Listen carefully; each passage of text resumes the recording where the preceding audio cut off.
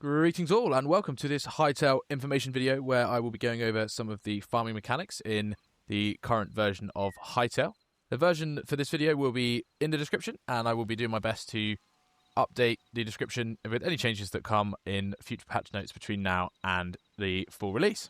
So let's get stuck in straight away with the farmer's workbench just here. So the farmer's workbench is required to do farming in Hytale, and in order to obtain the farmer's workbench you need to be using your initial workbench.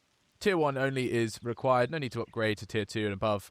And there it is there, Farmer's Workbench. It costs 6 logs of any kind and 20 plant fibre.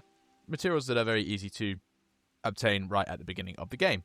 So once you've crafted your Farmer's Workbench and placed it down in the world, you will see that there are several menus along the top of the workbench that you can choose from.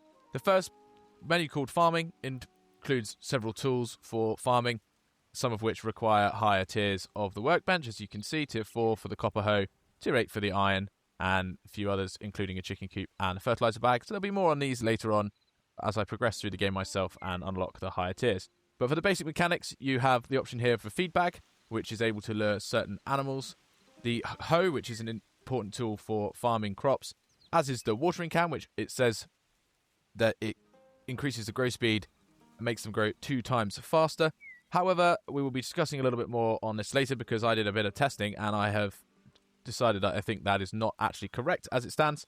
You also have a bucket here which you can use to collect water or indeed milk cows, which we haven't got to that point yet either.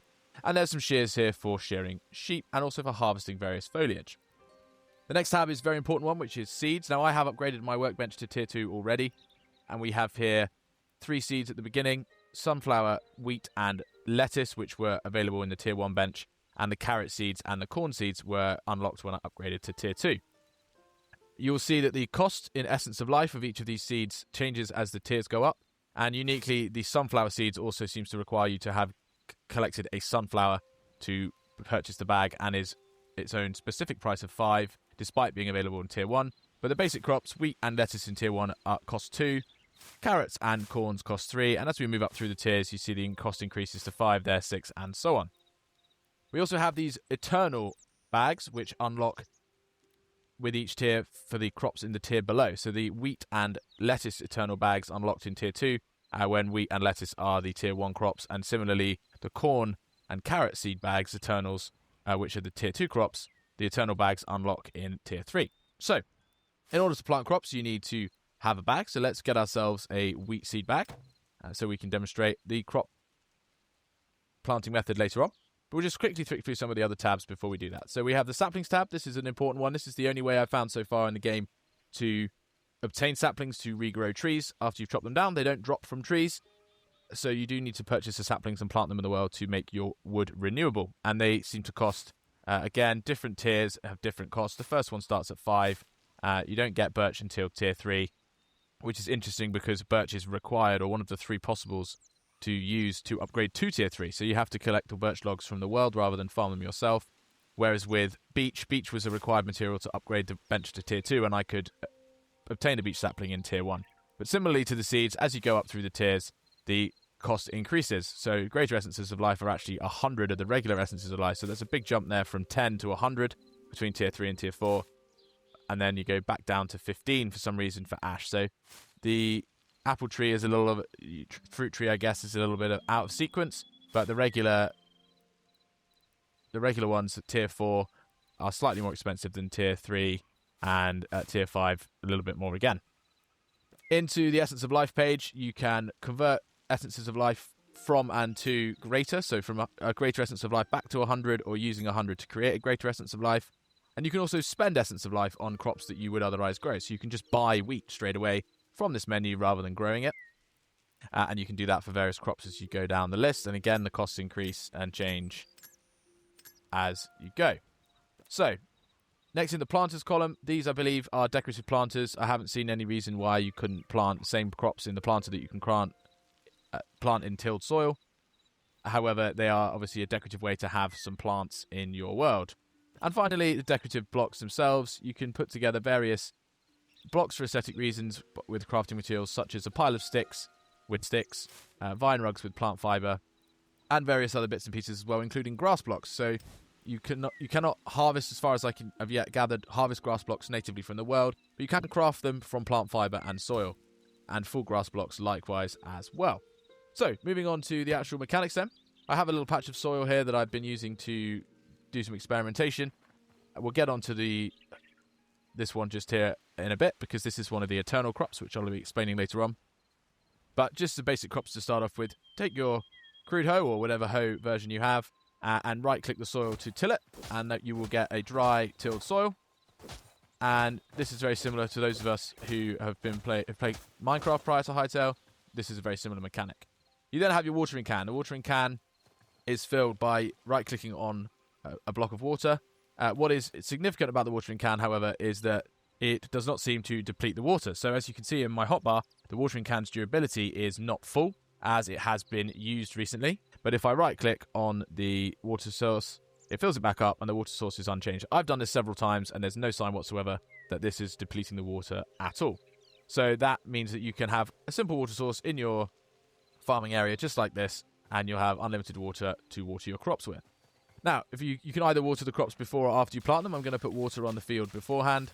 And then you take your seed bag. Obviously, I've only got the one seed just now, but any seeds that you have, and you simply right-click on the tilled soil, and the seed will be planted. And as I said, you can water it after you've planted it or before. It doesn't seem to matter. How long does it take the crops to grow then? Well, I did a little experiment with 3 different crops. I planted one set with water and one without. The watered set grew in 9 minutes and 36 seconds for all 3 crops. However, the dry set did take slightly different amounts of time per crop. It was roughly half an hour for all of them, though. It's also worth noting that when I went to bed just after planting a crop, it was grown when I woke up the next morning in a matter of seconds rather than the 10 minutes thereabouts that it would take if you were awake the whole time. And it's also worth noting that when the watering can claims 2.5 times faster for watered crops here in the description, the results of the experiment indicate that it's actually more like 3.5 times. So the final thing I want to show you in terms of Hytale farming is the eternal seed pouches, which you can get in the seeds tab here.